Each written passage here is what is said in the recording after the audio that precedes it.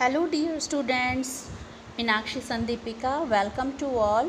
Dear students, today we will start our discussion with gender bias.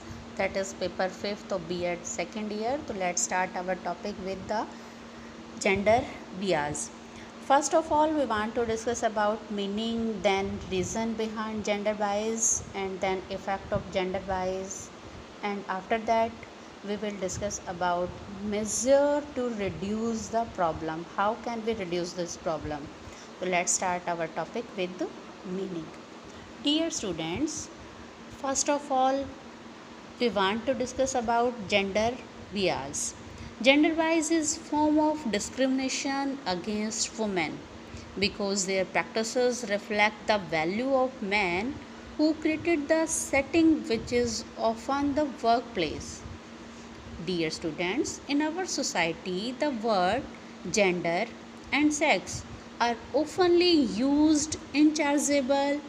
Sex can be understood as biological concept and gender can be understood psychological or behavioral concept. The word bias or discrimination cannot different meaning. In general, discrimination means the act of differentiate one person from another or recognition of the difference one thing and another. In primary sense, discrimination means making an unjust distinct of the people on the grounds of caste, color, creed, race, and sex, and treating them differentially. Gender bias or discrimination may be defined as differentiating people as male and female on the basis of gender or gender based function and treating them unequally in the matter of social function or treating them unjustly in the distribution of burdens and benefits in the society. In conclusion, or in a simple manner, we can say gender bias is related with gender discrimination.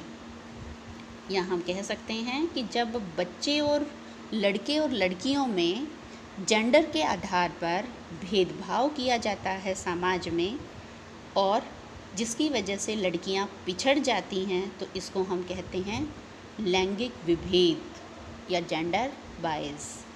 हम कह सकते हैं कि जो gender bias है, इसकी वजह से जो लेडीज़ हैं वो कमज़ोर हो जाती हैं या उन्हें निम्न स्तर का बताने का प्रयास समाज में किया जाता है। और प्राचीन काल से ही ये हमारे समाज में परंपरा चली आ रही है। जैसा कि हम इससे पहले वाले कंसेप्ट में आपके साथ डिस्कशन कर चुके थे कि मनु के द्वारा, कबीर दास के द्वारा, तुलसीदास के द्वारा बहुत सारे ऐसे वाक्य, ऐसे शब्द बोले गए हैं जो महिलाओं के खिलाफ जाते हैं।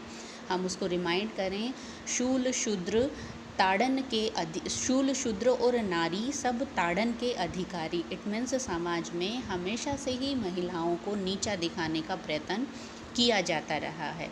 तो नेक्स्ट स्लाइड में हम यहाँ ऑब्जर्व करेंगे reason behind gender bias. Dear students, हमारे समाज में बहुत सारे ऐसे कारण हैं जो इस लैंगिक भेदभाव की ओर इशारा करते हैं। जैसे अगर हम यहाँ कुछ रीज़न्स की बात करें तो सबसे पहले हम बात करते हैं patriarchal society, son preference, discrimination against girls, dowry system, psychological factor और पॉवर्टी। तो let's start our concept reason patriarchal society. प्यारे बच्चों, अगर हम अपने समाज की एक परंपरा की बात करें तो हमारे समाज में हमेशा से ही पितृ प्रधान समाज है। अगर हम अपने पुराणों की, वैदिक ग्रंथों की बात करें तो अथर्ववेद में कहा गया है कि स्त्री को बाल्यावस्था में पिता के अधीन, युवावस्था में पति के अधीन और वृद्धावस्था में पुत्र के अधीन रहना चाहिए। और यहाँ तक कि किसी रक्त संबंध वाले पुरुष के बिना उन्हें अपनी धार्मिक यात्राएं हज करने का भी अधिकार नहीं है, ऐसा मुस्लिम धर्म ग्रंथों की अगर हम बात करें तो वहाँ कहा गया है। तो यहाँ हम कह सकते हैं कि धर्म कोई भी हो, मजहब कोई भी हो, लेकिन स्त्रियों के लिए कहीं भी आज़ादी का अधिकार, या हम उन्हें कहें कि अपने आज़ाद पंखों के साथ उड़ने का अधिकार नहीं दिया गया है। भारत में भी माता पिता का अंतिम संस्कार करने के लिए पुत्र की आवश्यकता पड़ती है, और ये ऐसी मान्यताएं हैं हमारे समाज में जिसकी वजह से हमेशा पितृ प्रधान समाज की ओर इशारा किया गया है और हर जगह लड़के को प्रेफरेंस दी जाती है। हमारा सेकंड कॉन्सेप्ट जो इसी से ही जुड़ा हुआ है, सन प्रेफरेंस। सन प्रेफरेंस में क्या है कि हमारे समाज में पुत्रों को पिता का उत्तराधिकारी माना जाता है। बच्चों के नाम के आगे हमेशा पिता का नाम लगाया जाता है।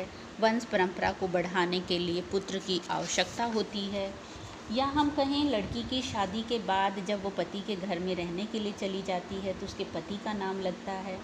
जो भी अंतिम संस्कार हैं, पिंडदान, मोक्ष, सभी के लिए पुत्र की आवश्यकता होती है। पितृ की संपत्ति पुत्रों को मिलती है। हालांकि समाज में कुछ चेंजेस आए हैं कि लड़कियां भी बराबरी का अधिकार रखने लग गई हैं, लेकिन फिर भी अगर हम मोटे तौर पर समाज की ऑब्जर्वेशन करें तो हम देख सकते हैं कि आज भी समाज में ऐसी परंपराएं हैं कि अगर लड़की अपना हक मांगने लग जाती है तो उसे बुरी नज़रों से देखा जाता है।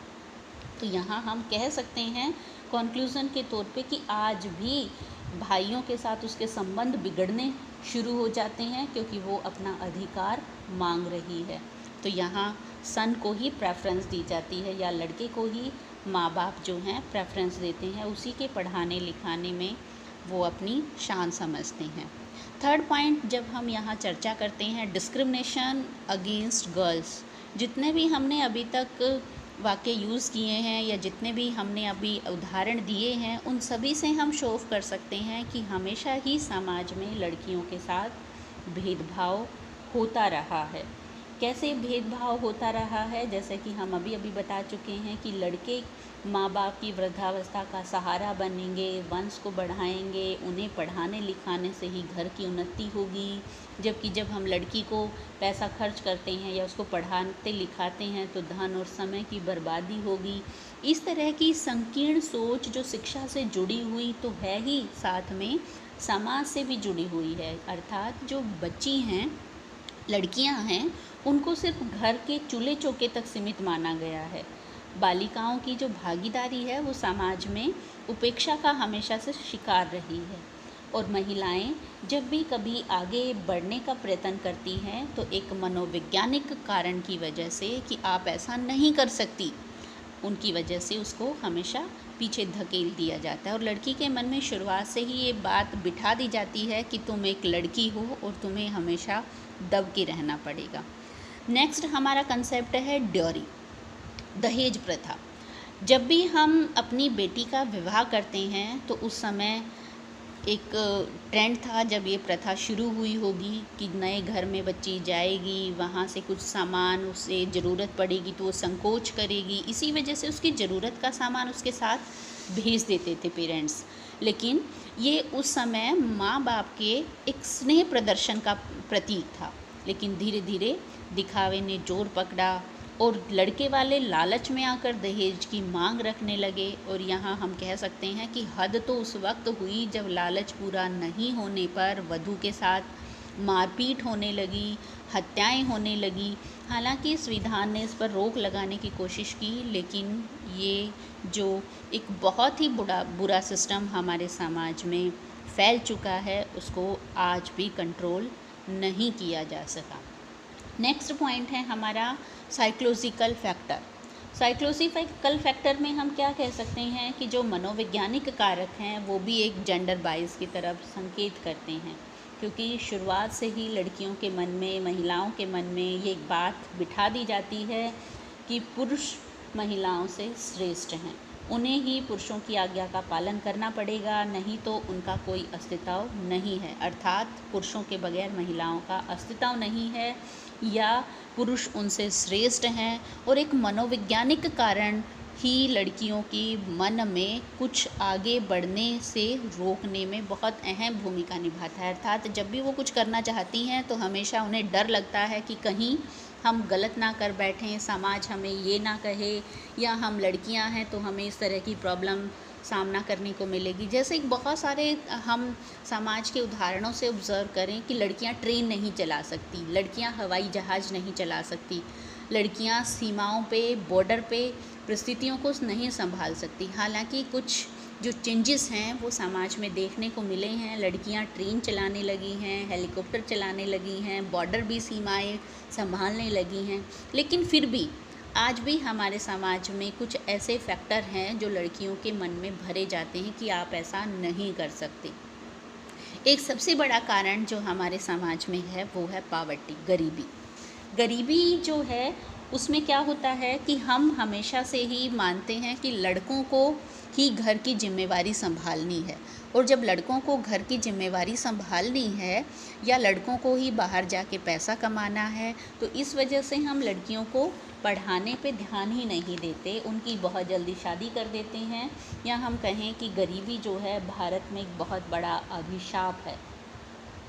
आर्थिक जिम्मेवारियां जब लड़का संभालता है तो लड़की के बड़े होने पर उसे दहेज के रूप में खर्च करना पड़ेगा, या लड़की के अगर बड़े होने पर हम उसकी शिक्षा दीक्षा में सारा पैसा खर्च कर चुके होंगे तो हमारे पास दहेज के लिए पैसा नहीं होगा।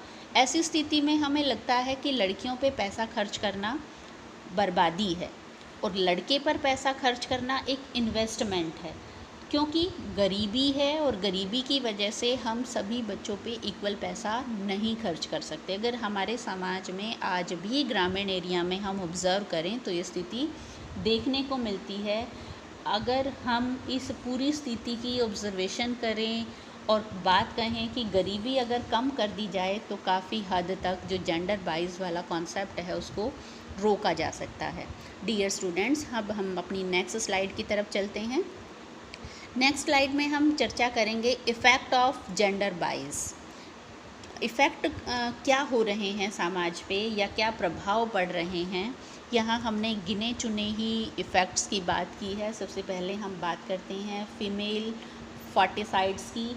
हम कहें कि तकनीकी में सुधार हुआ है, तकनीकी में विकास हुआ है, लेकिन इस तकनीकी में सुधार की वजह से समाज में कुछ बुरे इफ़ेक्ट्स भी पड़े हैं। जैसे अगर हम सोनोग्राफ़ी करवाएं तो सोनोग्राफ़ी से पता चल जाता है, वैसे तो सोनोग्राफ़ी का इस्तेमाल बच्चे के जो विकास की अवस्था थी उसको हम ऑब्ज़र्व कर सकते थे कि बच्चा जो है ग्रो अप सही तरीके से गर्भावस्था में कर रहा है या नहीं कर रहा है। लेकिन सोनोग्राफ़ी से हमने क्या किया, हमने पता किया जेंडर का, और जेंडर का पता करने के बाद हमने क्या किया कि अगर लड़का नहीं है तो उसको उसी वक्त ख़त्म किया जाने लगा।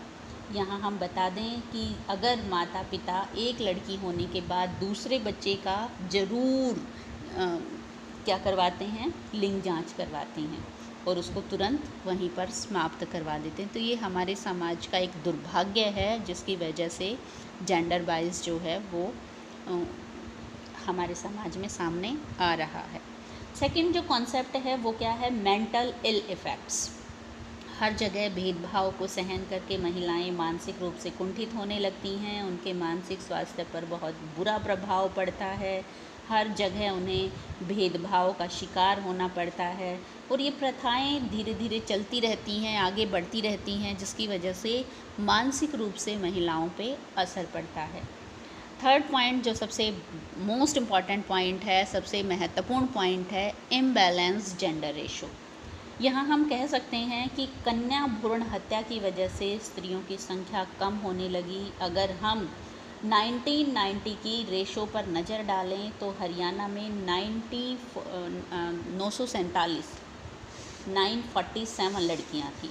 2001 में 927 हो गई। ये रेशो आप देख सकते हैं कितनी कम घट के रह गई है।